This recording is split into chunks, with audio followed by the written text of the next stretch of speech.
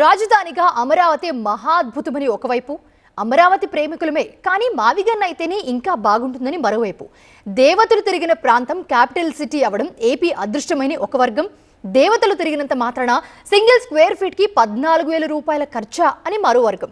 ఇలా అమరావతి వర్సెస్ మావిగన్ political series continue అవుతూనే ఉంది.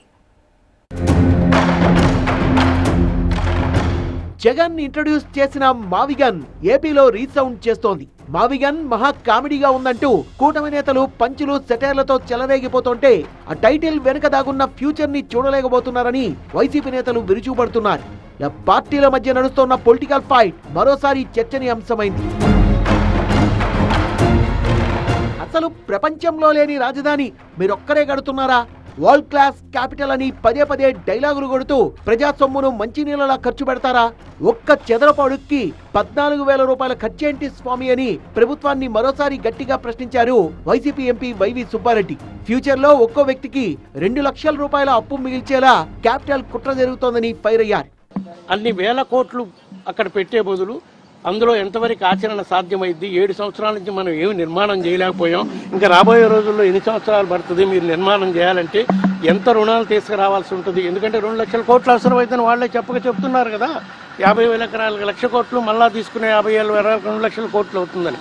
అంత డబ్బు ఒకే చోట పోసే బదులు విజయవాడ ఎట్లా మేము లోగడ ప్రపోజ్ చేసిన వైజాగ్ దీనికి మీరు సానుకూలంగా లేరు కాబట్టి అమరావతి ప్రాంతంలోనే ఉండే విజయవాడ, మచిలీపట్నం, గుంటూరు ప్రాంతాలని 3 నగరాలని కనెక్ట్ చేసుకుంటూ ఇక్కడ డెవలప్ చేయండి, కేవలం 5,000 కోట్లతోనో 10,000 కోట్లతోనో చేయండి అని చెప్పారు. దాంట్లో తప్పేముంది?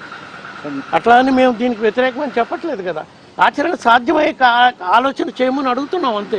ఎంత పెద్ద రాజధాని, ప్రపంచ స్థాయి రాజధాని కానివ్వండి, దేవతల ఉండే రాజధాని కానివ్వండి, 14,000 రూపాయలు చదరపడిక. అది ఎక్కడా కూడా ఏ ఇన్స్టిట్యూషన్ కానీ ఎవరైనా గవర్నమెంట్కి సంబంధించిన ఇంజనీర్లు కానీ సర్టిఫై చేయమనండి ఎందుకు ఎంత ఖర్చు అవుతుందో. గ్రాఫిక్స్ కాదు, అమరావతి గురించి ప్రాక్టికల్ గా ఆలోచిస్తే బాగుంటుందన్నారు మాజీ ఎంపీ మార్గాని భరత్. మావిగన్ టైటిల్ మీద సెటైర్లు వేయడం మాని ఆలోచన వెనక దాగున్న ఏపీ భవిష్యత్తును చూడాలన్నారు. మీకు 3 రాజధానుల ప్లాన్ ఏ విధానం నచ్చకపోతే ప్లాన్ బి గురించి కనీస ఆలోచన చేయకపోవడం ప్రభుత్వ నిరంకుశ పాలనకు నిదర్శనమన్నారు. భవిష్యత్తు తరాలని కాలరాసి లక్షల కోట్ల రూపాయలు అప్పు తీసుకుని వచ్చి ఇవాళ నేను ఒక ప్రాంతంలో ఖర్చు చేస్తాను, మళ్ళీ ఈ అప్పు అంతా కూడా భావితరాలు భరించండి అని అంటే ఒక ప్రతిపక్షంలో ఉన్న బాధ్యత కలిగిన ప్రతిపక్షంలో ఉన్న నాయకుడిగా జగన్మోహన్ రెడ్డి గారు వ్యతిరేకిస్తారు. ఎందుకు చేయరండి? మరి ఇన్ని అంశాలని ప్రజల్ని చాలా విచక్షణతో ఆలోచన చేయమని కోరుతా ఉన్నాం. మేము చెప్పిన అంశాలు ప్రపోజల్ ఒకవేళ అవ్వలేదు, ప్లాన్ బి లేదా ప్లాన్ సి, 3 క్యాపిటల్స్ అన్నాం గతంలో. విశాఖపట్నాన్ని ఎగ్జిక్యూటివ్ చేస్తూ అప్పుడు అంశం చెప్పాం, మీకు ఆ ప్లాన్ నచ్చలేదు, పోనీ ఈ ప్లాన్ తీసుకోండి. ఒక పోర్ట్ సిటీ ఉంటే ఆటోమేటిక్గా ఒక గ్రోత్ ఇంజిన్ వస్తుందండి. మేం మాట్లాడిందే వేదం, మేం చెప్పేదే నిజం, మేం చేసేదే చట్టమని గొప్పలగబోతూ ప్రజా సొమ్మును ఇష్టం వచ్చినట్టుగా ఖర్చు చేస్తున్నారంటూ వైసీపీ నేత శ్రీకాంత్ రెడ్డి అమరావతికి చట్టబద్ధత బిల్లుపై తీవ్ర విమర్శల్ని గుప్పించారు. నువ్వేదో గొప్పగా నువ్వే క్రియేట్ చేస్తున్నావు అని చెప్పి ఇంకెవరు మాట్లాడకూడదు, నేను మాట్లాడిందే అదే నిజాయితీకి సంబంధించింది, అదే ఒక రాజ్యాంగం అన్న టైప్లో మాట్లాడే దాంట్లో నిజాయితీ ఉంటుందని మాట్లాడుతున్నావు. మీరు మాట్లాడిన మాటల్లో ఏదన్నా ఒక్కటన్నా నిజాయితీ ఉందా అనేది ఒక్కసారి ఆలోచన చేసుకోండి. ఎంత కరప్షన్ జరుగుతోంది. ఒక బిల్డింగ్కి నువ్వు 5,000 కోట్లతో టెండర్ పిలుస్తున్నావు, 10% మొబిలైజేషన్ అడ్వాన్స్ అనేది క్రియేట్ చేసావు. గతంలో జగన్మోహన్ రెడ్డి గారు పని జరుగుతానే ప్రభుత్వ డబ్బులు ఇవ్వాలి, అంతవరకు ఇవ్వకూడదంటే నువ్వు లేదు మొబిలైజేషన్ అడ్వాన్స్ ఇవ్వాలని మళ్ళీ చట్టం మార్చావు. 10% మొబిలైజేషన్ అడ్వాన్స్లో 8% రైట్ ఆఫ్ ద వే ఫస్ట్లోనే తీసేసుకుంటేవి. మళ్ళీ కాంట్రాక్ట్ ప్రాఫిట్ అని 40 to 50% ఎక్సెస్తో రేట్లు పెంచి అవి విపరీతమైనటువంటి దోపిడీ జరుగుతోంది. అంత ప్రాఫిట్తో ఇస్తే కొద్దిగా గొప్ప పనులు చేస్తున్నారు వాళ్ళు. ఆ పనుల్లో ఏదో అద్భుతం సృష్టించబోతున్నామని మాట్లాడితే ఎట్లా? మావిగన్ అంటూ మీరు ఎన్ని మాటలైనా మాట్లాడండి కానీ ఆ మాట వింటేనే ప్రజలు నవ్వుకుంటున్నారన్న మాజీ మంత్రి ఎమ్మెల్యే గంటా శ్రీనివాసరావు మావిగన్ గురించి ఆలోచించే ప్రసక్తే లేదన్నారు. మొత్తం మావిగన్ అని అసలు ఇటువంటి అద్భుతమైన ఆలోచన నాకే వచ్చింది, ఇది మామూలు మానవ మాతలకు రాదు ఇటువంటి ఆలోచన అని చెప్పని ఇది చెప్పారు. ఈ మధ్య మనం బ్రహ్మానందం గారు లాంటి సినిమాల్లో క్యారెక్టర్ కొంచెం తగ్గిపోయాయి, ఆయన కొంచెం నటించట్లు ఎక్కువగా.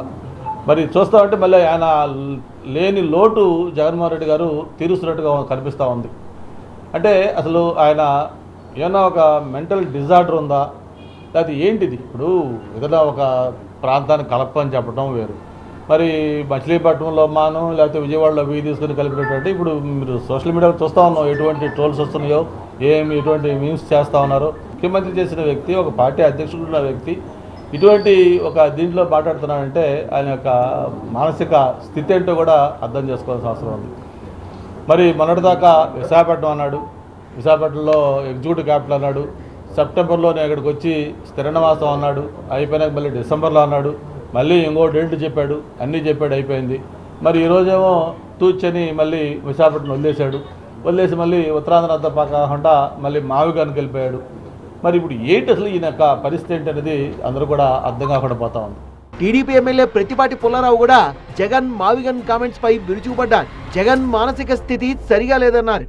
జగన్మోహన్ రెడ్డి మాత్రం మతి స్థిమితం లేనటువంటి వానిలాగా మావిగన్ అనే ఒక కొత్త స్లోగన్ తీసుకొచ్చి అమరావతి, చంద్రబాబు గారు చేస్తున్నటువంటి అమరావతి కానీ, ప్రపంచంలోకే బెస్ట్ క్యాపిటల్ నిర్మాణం చేయబోతున్నటువంటి చంద్రబాబు గారి ఆలోచనలకు భిన్నంగా నిర్ణయం తీసుకొని నవ్వులు పాలయ్యాడు లోక్సభ, రాజ్యసభలో దేశ ప్రజల ముందు. మొత్తంగా మావిగన్ వర్సెస్ అమరావతి అంటూ ఏపీలో పొలిటికల్ మంటలు నెక్స్ట్ లెవెల్ కి వెళ్ళాయి. మరి మున్ముందు ఈ పొలిటికల్ సిరీస్ ఇంకెంత దూరం వెళ్తుందో, ఎలాంటి డైలాగులు వెళ్తాయో చూడాలి.